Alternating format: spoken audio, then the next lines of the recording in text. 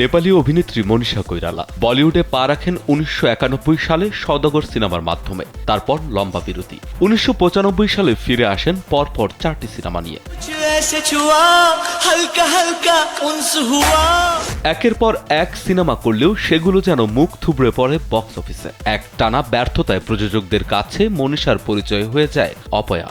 সেখান থেকে ঘুরে দাঁড়ান 1942 লাভ স্টোরির হাত ধরে ইন্ডাস্ট্রিতে প্রথম সারির নায়িকা হয়ে ওঠেন তিনি। বলিউডের পাশাপাশি দক্ষিণী ভাষার সিনেমাতেও দাপটের সঙ্গে অভিনয় করেন এই নেপালি অভিনেত্রী। 2010 সালে বেশ ধুমধাম করেই সম্রাট দাহালকে বিয়ে করেছিলেন অভিনেত্রী মনীষা কৈরালা। আমি রান্নায় মানহীন কোনো উপাদানের সাথে আপোষ করি না। নারী আর নানান আপোষহীন এক নাম। কিন্তু সেই সংসার 2 বছরের বেশি টেকেনি। এজন্য অবশ্য সাবেক স্বামী সম্রাটকে না নিজেকেই দায়ী করেন তিনি।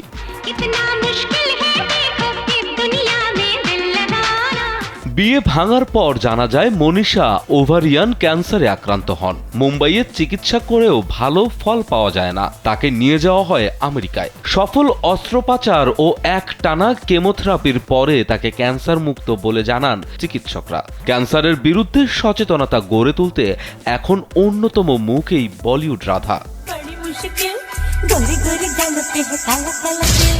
ক্যান্সারকে হারিয়ে ফিরে আসার পর মনীষার প্রথম cinema Chehre a modern day classic. এরপর ডিয়ার মায়া এবং সাঞ্জু সিনেমায় মনীষার অভিনয় ব্যাপক প্রশংসা কুড়ায়।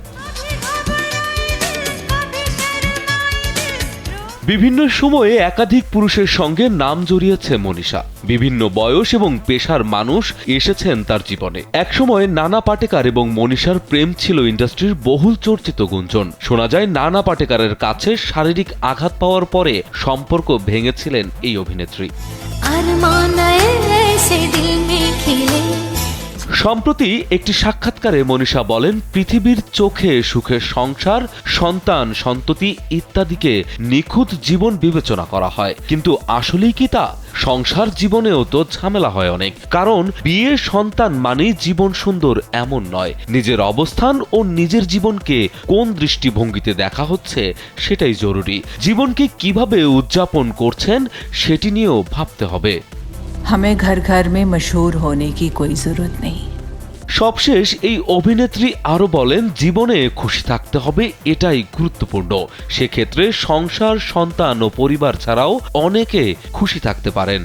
लेकिन एक बात आप सबको माननी होगी, मलिका जान तवायफ का माल।